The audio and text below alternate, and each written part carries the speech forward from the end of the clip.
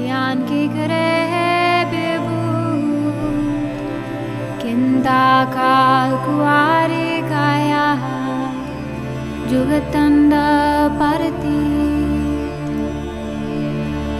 आए बनते सगल जमाती मन जीते जग जी आदेश से आदेश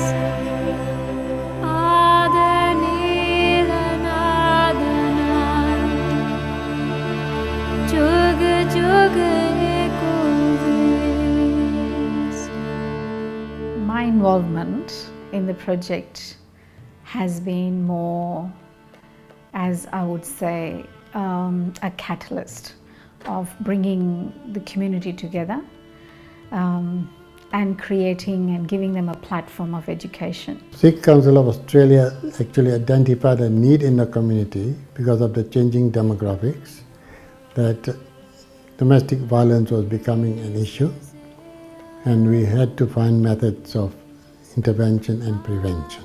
Through Parramatta City Council, we got funding to run the human rights workshop, as well as we also applied to the Human Rights Commission to run several human rights education sessions. We were successful in getting the grants, and I think over the period of 12 months we ran about 6 to 8 small workshops and 3 major workshops. We organized 2 seminars on those issues, and where we learnt about our basic human rights. And from those seminars, all the participants, they decided that we should focus on basic women rights first, because women are human too, and a lot of time women are denied of those rights. I've been in early childhood for so many years in Australia, thinking that all parents are treating girls and boys equally, but on that day I came to know that still some of the girls are not equally treated as the boys, and this was very obvious that men are still having different parenting skills and strategies to bringing up children, especially girls. In our traditional cultures, in a marriage or in a relationship, a man's accountable to his family, to her family, to a village and to a community. We want to recreate that through simple things by giving her a support network through a conversation circle. It was a connection to the old way of life, wherein the elders and the other members of society would sit together and discuss their everyday life, their everyday challenges, their everyday needs, and come about to a way of solving things. The action strategies began with the first White Ribbon Day organized by Rina Saint at Austral, which had a great response, and they also put it on YouTube. Men were the main people invited, so that they could swear their oath of allegiance to prevention of domestic violence. Never to commit, excuse, or remain silent about violence against women. She realized that there were all these signs that she couldn't see, and there were all these signs that she should have made an exit earlier on in the relationship. Some people might think that you love someone, therefore you have the right to deal with them in a way which may not be acceptable to them. But people still call it love, that oh, I still love them. So if the awareness is around that love equals respect, you get respect first, and if you have respect, only then comes love. Somewhere they have to speak to somebody, because in here they don't have families, they don't have their support from back in India, so they have to speak to their friends. So they have to trust somebody. And as a friend, I will promise them, I will keep the confidentiality. I won't let others know what's happening in your family, so I will keep it with me, and I will try my best to provide you help.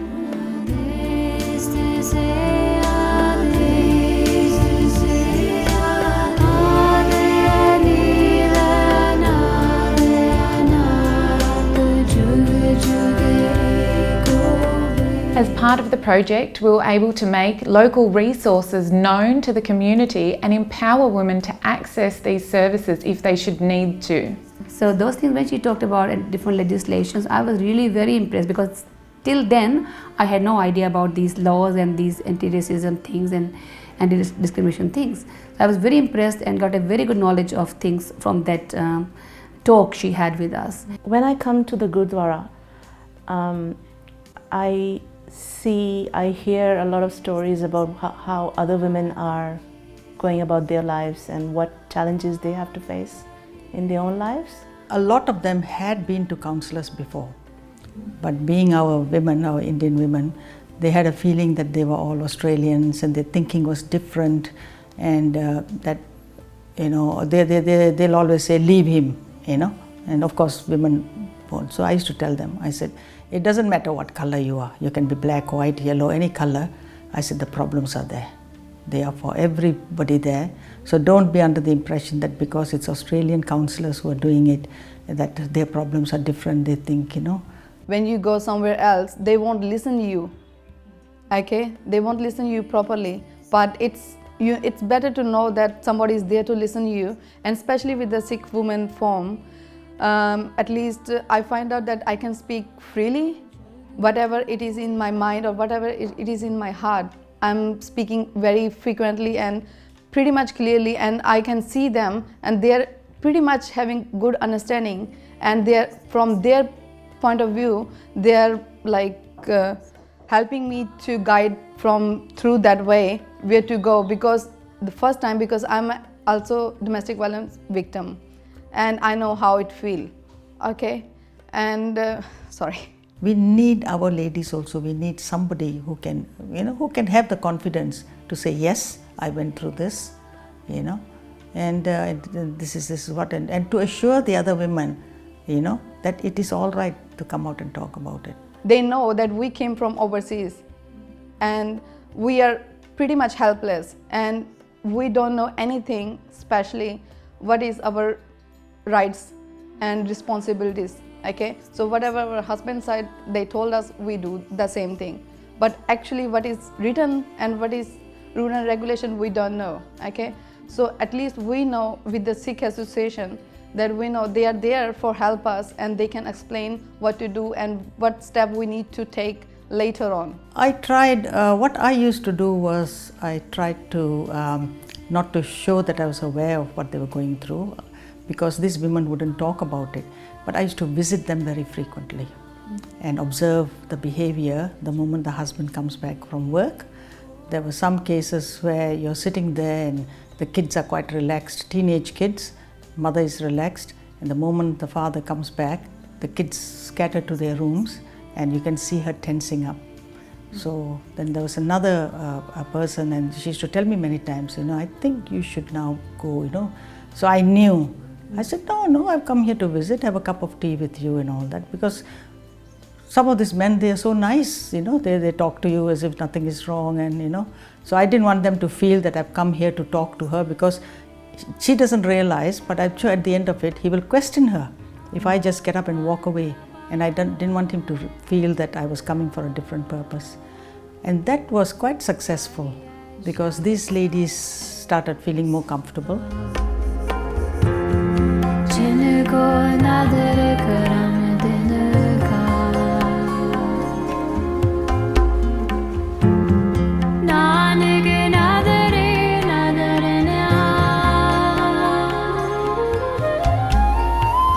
I know that the Sikh Women Forum is there and our community is there to help us, but the main thing is I want to mention, the thing is they need to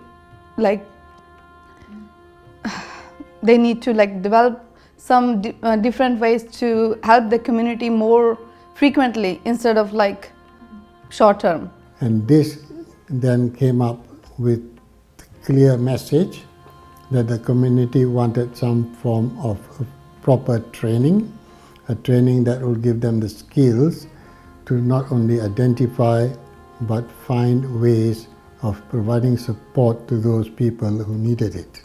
So they came up with the idea of undergoing a training in actually a proper an accredited training in the domestic violence as a human rights issue. So this course was offered by TAFE through Amrit Varsha. The course actually helped us in designing programs and also delivering those programs in those mock scenarios that we did, which actually would put us in that situation whereby we are in the situation and now tell us how you're going to handle it. So that is a space for people to look at how they can create what they really want, and also to take a lead and move forward. The fact that we didn't lose any of them showed that they were really committed to this, not only to the training but also wanting to use that information for their community. When you go to a course like that, you meet people and you realize there are others doing exactly what we are doing. So I guess there are a lot of people like me around in the community who actually do think about it very strongly but don't know where the starting point is. So it'll take time, and people are developing their skills, they're building their own capacity, they're doing research, they're trying to network with other people so that they can then establish something that they can call their own. And I think that's what I see emerging out of that group. There already is momentum in there. There are members within that leadership group who have very strong leadership qualities and are very keen to take initiative. They just need guidance on the processes. Boronia Multicultural Services is very happy to support this project.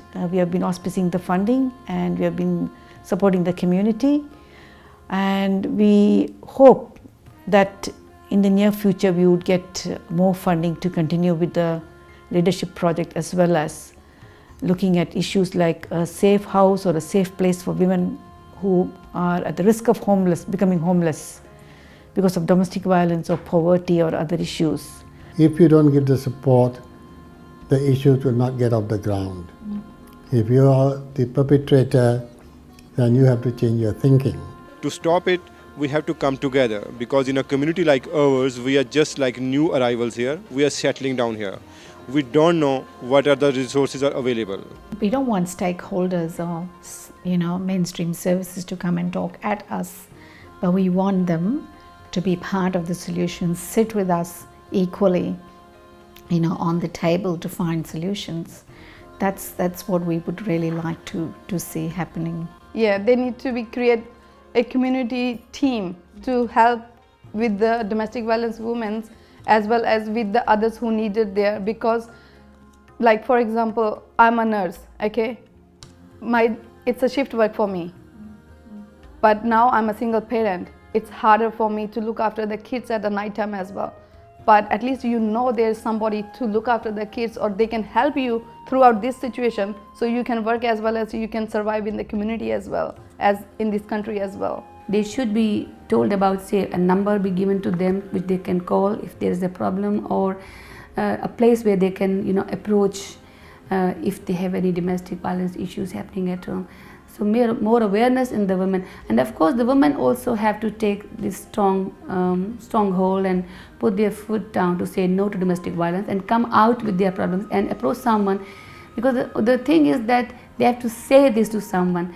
People can't find about you if you don't say it yourself. So you have to stand up for yourself to actually get the recognition of the things you want to, or if you want to get help, you have to come out and talk about that to someone. At least pass it on to your friend or to someone so that thing can be communicated to the right place and you get help from there.